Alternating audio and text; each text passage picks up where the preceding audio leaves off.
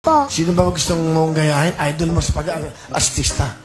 Si Ronnie po, tsaka din po si Cardo po. Si Cardo? Oo. Sino ba si Cardo?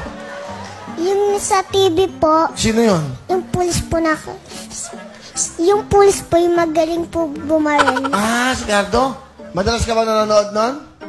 Minsan lang po, kasi po, minsan po, nakapatay po yung TV namin. Bakit?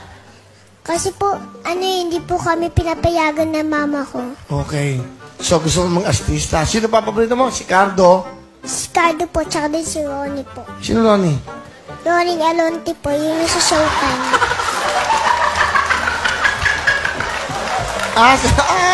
Okay.